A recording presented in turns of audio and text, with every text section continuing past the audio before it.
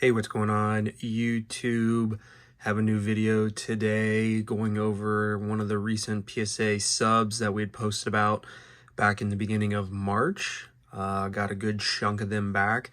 So we got 32 sports cards, of which I have, I think it was 21 of the 32. The others were my buddies who we did some cracking and cross grading from CSG slabs, some other ASG, and then several other acronym grading card companies that hadn't really heard of.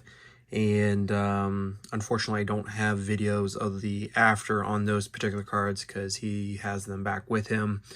But there was two PSAs that he self-subbed, and they came back PSA 7s. There were Conseco cards, row 1 and row 2. Conseco's, and they came back PSA 8, so that was good. He increased his grades there. There was a Joe Burrow select red patch card that it was an ASG all-star grade. I think it might have been the acronym for that. It was a 10. This came back a PSA 10, so that was a big hit there.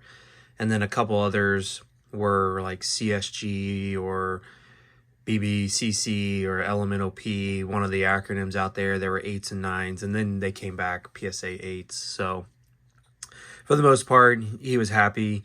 And then a couple of the other raw cards that he submitted, they were Joe Burrow mosaics, came back a PSA 10. So we did well there.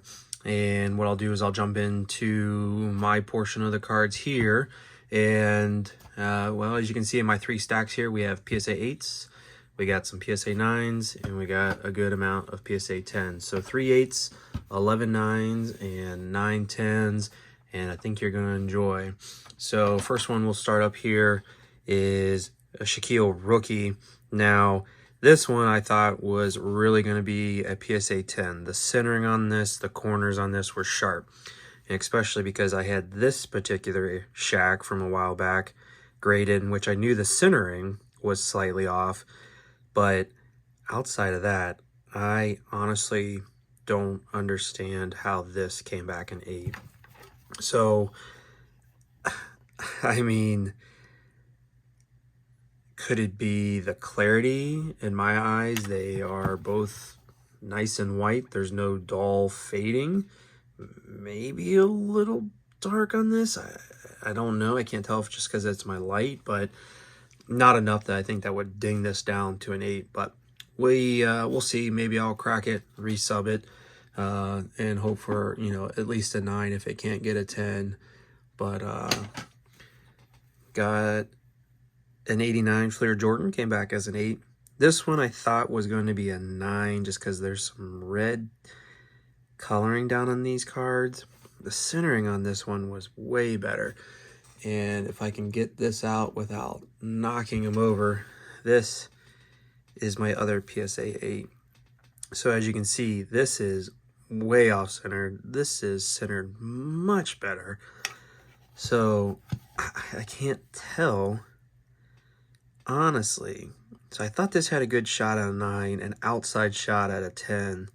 So I was just kind of surprised to see this one come back at an 8, but it is what it is. We live to fight another day. There's some other cards in here that will make up for this sub. And then another card here, 92 Topps Archives Jordan, came back an 8. Again, I don't know what they saw. The group submitter I used pre-screened it, thought it would get a 9 or a 10, maybe a little off center, but that's the back of the card, but it is what it is. Now this card coming up on the 9 stack, a little shocked here, but so this, when I got it in a trade, and it's a little hard to see, but I'll try to see here. Now you can see that was not there when I submitted. So unfortunately, when I contacted back to the group submitter, they did not have any evidence of it coming in, if that was there or not. I'm chalking up that PSA had damaged this card, but I think it just got passed through in the buck of things. So unfortunately, this came back at a 9. So hooray, I got one of the 15,000 9s. But, and I guess the good news is there's 19,000 10s. So, you know, I'll break even, if not get a few bucks out of this particular one. But I am pretty bummed that there's that mark there. This is Mike Trout rookie that before, when I submitted this, there was no whitening down this corner. So I am kind of bummed too that I think they dinged this corner up during the submission process and it got a 9s, because I thought this was a 10. This is pack fresh. I ripped it way back long ago, been in a penny sleeve and top loader. No whitening when I subbed it, and now the corner's dinged up. So unfortunately, got a 9 there. Here's another card that I pulled. Look at that glare. Hello. Number to 49, Steph Curry, Prestige, 2014. No surface issue. It must be a corner and edge somewhere that didn't get picked up on. But I think this is a pop 2, and there's only 110, so that's pretty cool. I'll get that glare out of there. Here's a cool card. Mr. Joe Burrow, rookie, XR, orange to 99. This one I was hoping for a 9. Unfortunately, when I bought this off of eBay raw, it wasn't disclosed and it wasn't as well visible, but up here along this edge was some whitening. You can kind of catch it right there. But outside of that, this card looked pretty clean on the surface on the front. So overall, pretty happy with this. Always good to have a Joey B. Next up, Tom Brady. Extra points green to 199 out of Prestige. Pulled that.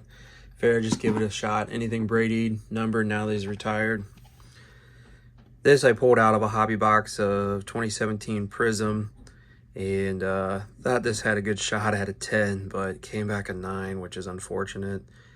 So, is what it is.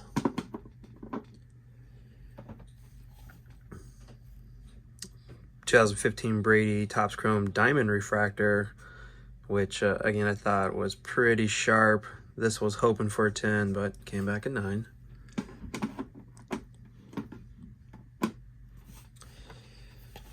Picked this up at a card show raw with the coating. It looked really well centered for these finest that were known to be pretty off center when they first came out. So, and it had the coating on here. So I asked the group submitter what their thoughts were if they had a shot at 10 with the coating, and they thought it did. So I said if it didn't, would they peel it, and they wouldn't. So I said, okay, well, go ahead and give it a shot, and if not, we'll get a 9, and that's what happened. So what do you guys think? Crack it, peel it, and resubmit it and hope for a 10 without a coating, or just leave it at a 9? Let me know in the comments. I'd be curious to see what others would do. This is a card I kind of knew was going to be a 9, or at least I hoped it was a 9 and not an 8, but I picked this up at a card show in a multi-Kobe lot, and I knew it was off center, but everything else looked really clean with this card, and it's just a cool iconic card. Kobe and LeBron from 08 Chrome. So happy with the 9. And then this was another one of the cards that was part of that deal. Was hoping for a 10. There was, I knew, one little corner issue. I think it was like one of these down here, maybe. Had a little white on the corner. But this was when Select was hobby only. So, you know, 2015 Select Tricolor Kobe. It's a cool looking card. So, I'm happy with the 9. No complaints there. I'll just hang on to that. And then this was the last card in that Kobe deal. How about this early playoff National Treasures, which I forgot that National Treasures was first part of playoff before it branched out being its own high-end product. And this is numbered to 99. And it's game-worn swatch. So that's pretty cool. Big hit there. Only in for it for maybe 200, and I saw a recent comp on this, the colossal jersey number. So rather than just having the square patch here, it was a 24. Same thing, numbered to 99, sold for just under $1,000. So that was, I think, last week when that sale occurred. So that's a nice little increase there. So I'm happy with that. I'll take that all day. And now for the 10s. So pretty happy with this stack of 10s here. Tom Brady, certified, 199, stars, mirror red, 10, can't complain.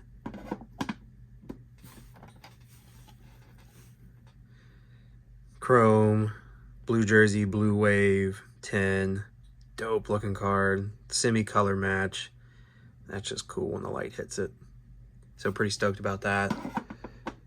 And I picked these two up raw. All these cards are pretty much bought raw and had them graded. This 2022 Luminance to 50. Joe Burrow. It's a cool card. Pop 3, and I've got 2 of them. So this is too cool. Anything Joe Burrow numbered, being a Bengals fan, I'm happy with it. And then to round it off here, pink camo, NFL debut. So this was the first card that I pulled out of Mosaic when I bought a cello pack from a shop right when COVID was happening. So I got back into collecting hardcore again, just right as COVID was happening. The big chase was on, everything was sold out. So I went to a hobby shop, bought a cello hanger of Mosaic that had the pink camo extra pack, and Joe Burrow was in there. So I pulled this. That's pretty cool just to have. A nice Joey B10 rookie again. And then this big boy right here. Look at this.